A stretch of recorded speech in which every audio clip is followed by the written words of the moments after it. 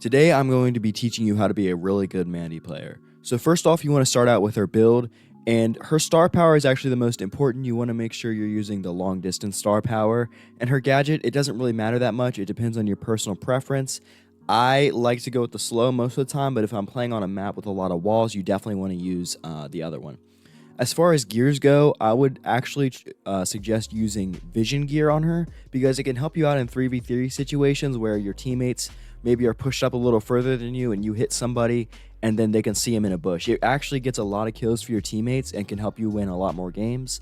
Secondly, I'd also use the shield gear just because having a little bit of extra health can save you a lot of times with Mandy because you're standing still and you may get sniped by someone. So yeah, having that extra help helps a lot. Your goal when playing Mandy should be to basically get her super as fast as you can, right? You want to hit 4 shots or however many it takes to get her super. And once you get her super, you don't want to use it immediately, but you want to get it out pretty quickly.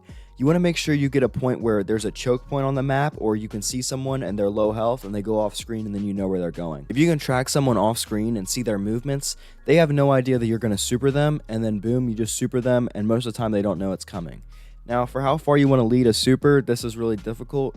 And for supering people on screen, this is also very difficult because on screen, people can see that you're about to super and it's a long charge rate. So you have to be careful. But basically, you want to guess which way they're going to go. If they're running to the right, then you may want to lead them out to the right a little bit. But if they're a more experienced player and you're at higher trophies, you may want to shoot a little bit behind them. That way, then when they see it, they're going to think, oh, he shot in front of me because he's predicting where I'm going. But no, in reality, you shot behind them and they don't have enough time to move. That is something that takes a lot of skill and a lot of time to learn, and it depends on what trophy range you're at. If you're playing like Power League, that's probably the best way to go. But if you're playing like 500 trophies, then people probably aren't going to be good enough to really do that. But when you're playing lower trophies, make sure you lead them a little bit with their super, and then when you're playing higher trophies, you need to just make it different. You can't do the same thing every time because people will figure it out. As far as using the gadget to super combo, I don't do that a whole lot. I use gadgets to confirm kills. So if you see like a brawler and you can like slow them and then kill them really easily, that's what I use the slow for. So yeah, so now I want to get into some examples / play some games with Mandy just to show you guys what I'm talking. So the first teaching point is right here, okay? So I hit the Leon, okay? So at this point I have super. I see that the Miko is over here and the Leon's up top. So automatically I know that the Miko is going to jump over if I super, if he's good enough. And then the Leon I can actually hit though. So watch what I do, okay? So I super, I see them split, okay? So at this point, I'm not going to super towards the Miko. I'm going to super towards the Leon. He's lower health. I can kill him with the super. So watch what I do, okay? So I line up my super and shoot it. So he was moving from the gym spawner up towards the top, running away. So I knew he was going to go that way because there's a fence there. So I literally knew the lane I could super in, so I supered and got him. So that's the first point. You want to make sure you can kind of trap people in a lane where you can super and you know they're going to get the kill like that. That's a super easy kill, and it doesn't take that much skill to do that. So this right here is an example of what the vision gear can actually do for you. So I hit the Mortis, and then my teammate can see where he's going now.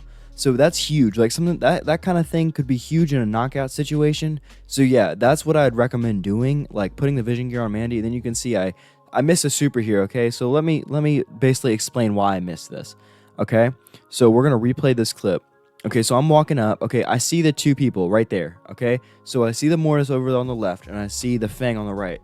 Most Brawl Stars players here are going to want to try to hit them both, and that's basically what I did. I was like, "All right, let me see if I can hit them both."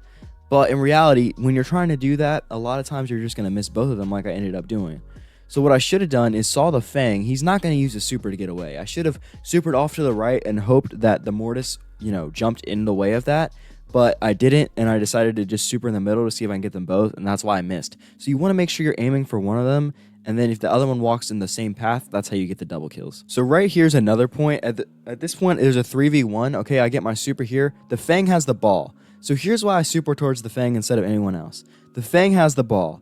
He's not gonna like think about it. He's just gonna go straight towards the our half, right? So he's not gonna think about what he's doing. So that's why I supered here, and then I got a hit on him.